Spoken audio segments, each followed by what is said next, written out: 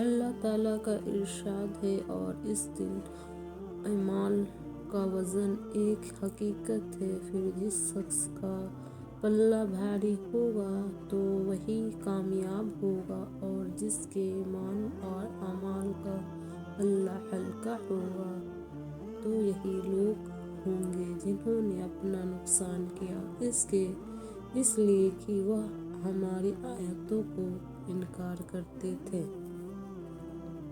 اللہ تعالیٰ کا ارشاد ہے، اچھے اعمال کرنے والوں کے لیے جنت میں ہمیشہ رہنے کے باغات ہوں گے، جس میں وہ لوگ داخل ہوئے ہوں گے، اور ان کو سونے کے کنگن اور موتیاں پہنائے جائیں گے، اور ان کا لباس ریشمی ہوگا، اور وہ ان باغوں میں داخل ہو کر کہیں گے کہ اللہ تعالیٰ کا لاکھ لاکھ شکر ہے، جس نے ہمیں ہمیشہ کے لیے ہر قسم۔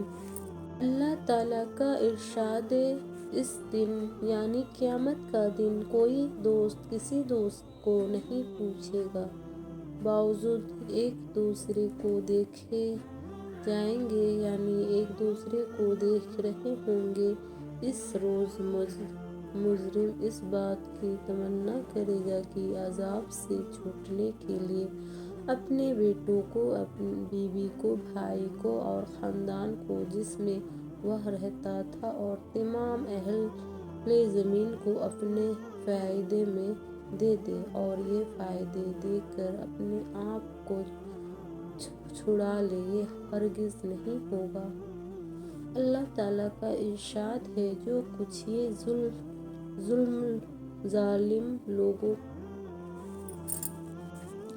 ظالم لوگ کر رہے ہیں، ان سے اللہ تعالیٰ کو فوری پکڑ کرنے کی وجہ سے بے خبر ہرگز نہ سمجھو، کیونکہ ان کو اللہ تعالیٰ نے صرف اس دن تک کے لیے مہلت دے رکھی ہے جس دن ہیبت سے ان کی آنکھ پھٹی کی پھٹی رہ جائے گی، اور وہ حساب کی جگہ کی طرف سر اٹھائے ہوئے دوڑے جا رہے ہوں گے، اور ان کی آنکھیں ایسی ٹکٹکی بن دے گی کہ آنکھ جھپکے گی نہیں، اور ان کے دل کا بالکل بدحواس ہوں گے۔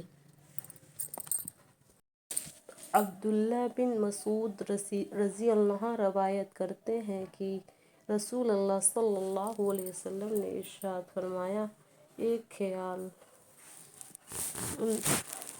فرمایا، انسان کے دل میں ایک خیال تو شیطان کی طرف سے آتا ہے اور ایک خیال فرشتے کی طرف سے آتا ہے۔ شیطان کی طرف سے آنے والا خیال یہ ہوتا ہے کہ وہ برائی پر اور حق کو جھٹلانے پر ابھارتا ہے۔ فرشتے کی طرف سے آنے والا خیال یہ ہوتا ہے کہ وہ نیکی اور حق کی تصدیق پر ابھارتا ہے۔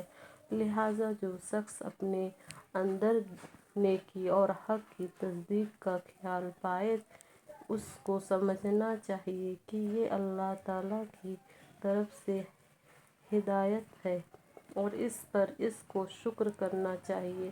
اور جو شخص اپنے اندر دوسری کیفیت شیطانی خیال پائے تو اس کو چاہیے کہ شیطان مردود سے اللہ تعالیٰ کی پناہ مانگے۔ پھر رسول اللہ صلی اللہ علیہ وسلم نے قرآن کریم کی آیات تلاوت فرمائی جس کا ترجمہ یہ ہے، شیطان تمہیں فقیری سے ڈراتا ہے اور گناہ کے لیے اکساتا ہے۔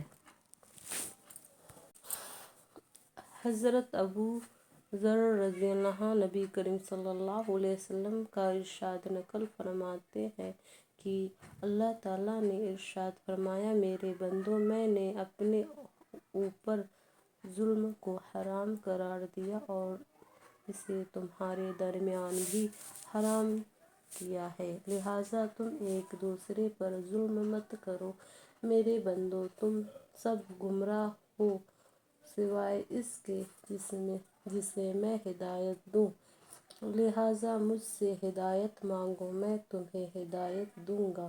میرے بندو، تم سب بھوکے ہوئے سوائے اس کے جس کو میں کھلاؤں، لہٰذا تم مجھ سے کھانا مانگو، میں تمہیں کھلاؤں گا۔ میرے بندو، تم سب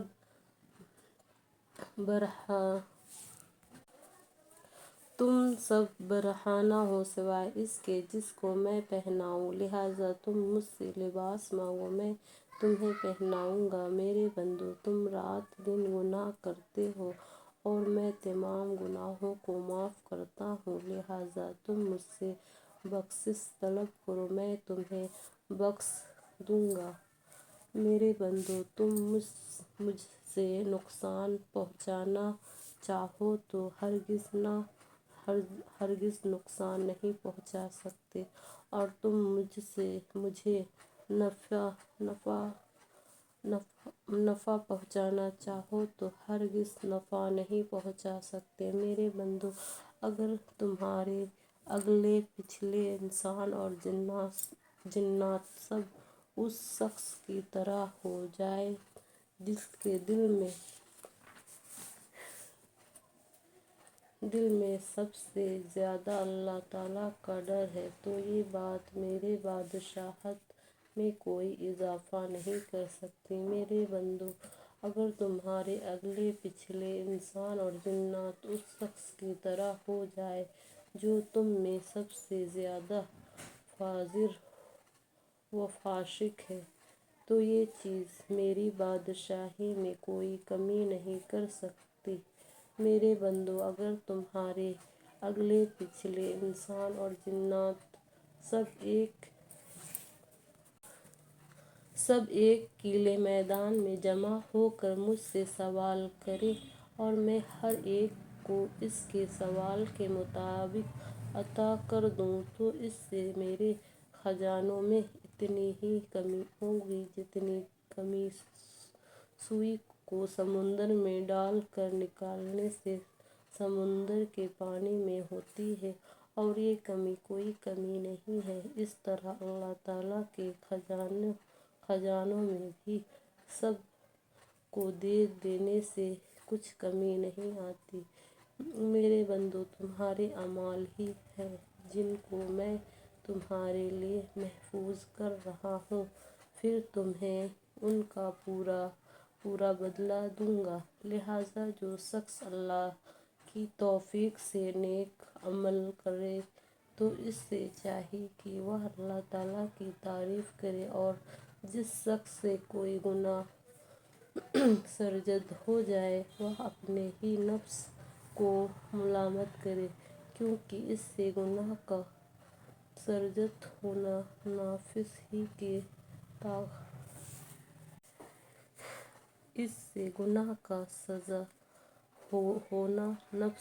کے تقاضے سے ہوا۔ حضرت ابو موسیٰ اشعری رضی اللہ عنہ روایت فرماتے ہیں کہ نبی کریم صلی اللہ علیہ وسلم نے ایک موقع پر ہمیں پانچ باتیں ارشاد فرمائیں: ایک، اللہ تعالیٰ نہ سوتے ہیں اور نہ سونے کی شان کے مناسب بھی نہیں۔ دو، روزی کو کم اور کشادہ فرماتے ہیں۔ تین، ان کے پاس رات کے اعمال دن سے پہلے۔ چار، دن کے اعمال رات سے پہلے پہنچ جاتے ہیں۔ اور پانچ، ان کے اور مخلوق کے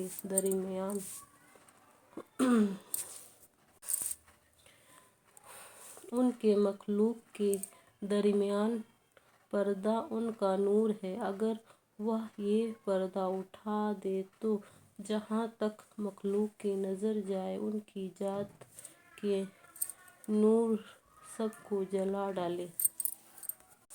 حضرت ابن عباس رضی اللہ عنہ سے روایت ہے کہ رسول اللہ صلی اللہ علیہ وسلم نے ارشاد فرمایا: اللہ تعالیٰ نے جب سے اسرافیل علیہ السلام کو پیدا فرمایا، وہ دونوں پاؤں برابر کیے کھڑے ہیں، نظر اوپر نہیں اٹھاتے، ان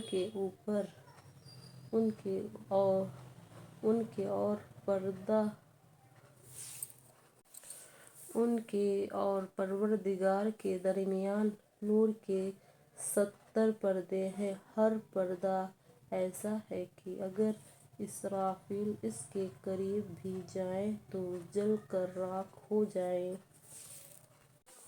حضرت زرہ بن عوف رضی اللہ عنہ سے روایت ہے کہ رسول اللہ صلی اللہ علیہ وسلم نے حضرت جبرائیل علیہ السلام سے پوچھا کیا تم نے اپنے رب کو دیکھا ہے؟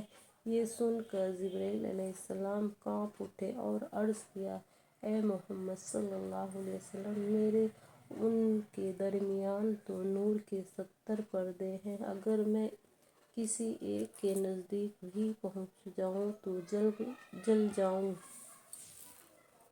حضرت ابو ہریرہ رضی اللہ عنہ روایت کرتے ہیں کہ نبی کریم صلی اللہ علیہ وسلم نے ارشاد فرمایا، اللہ تعالیٰ ارشاد ہے، تم خرچ کرو میں تمہیں دوں گا۔ پھر رسول اللہ صلی اللہ علیہ وسلم نے ارشاد فرمایا، اللہ تعالیٰ کا ہاتھ یعنی اس کاغذ